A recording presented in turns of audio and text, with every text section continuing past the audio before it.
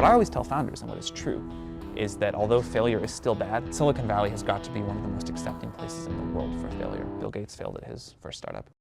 I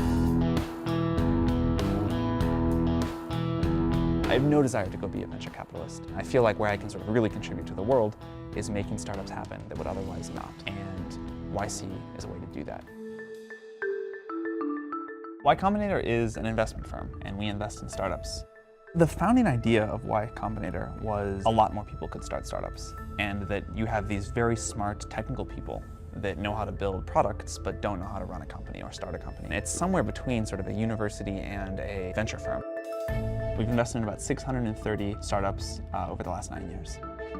Airbnb is one of the really successful companies. They came in 2008, 3 guys and a website that was getting no traffic. And so the interview was on an okay trajectory, but then at the end they said, hey, by the way, we brought you guys a gift. We brought you guys these things. And Paul's like, what is this? They had run out of money. The elections were going, and so they made these boxes of cereal and sold them online for $40 each. And that gave them enough money to survive. The people that were interviewing them said, wow, that is our kind of thing. This sort of relentlessly resourceful trait of founders that do anything to survive. 5 years later, they are a gigantic company. The thing that we care most about are these founders that can survive all of the punches in the face that running a startup is about. One of the surprises for me personally, I would have said a while ago that I thought intelligence was the most important characteristic of founders, but I'm now sure that that's wrong, and that determination is the most important thing. If you have this like really good insights about what you're building and why, and you seem like really determined and smart, we're very likely to fund you.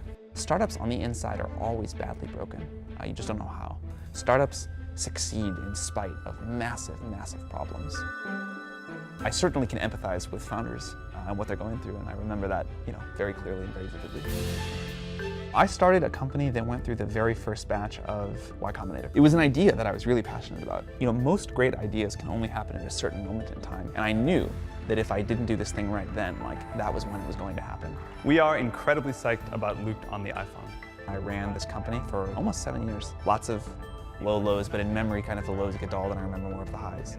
Generally, my view on all of life is that things are not as risky as people think they are. It's just this ill-defined concern about getting off the normal path. The risk for me would have been not doing it, and then I would have, with absolute certainty, regretted it.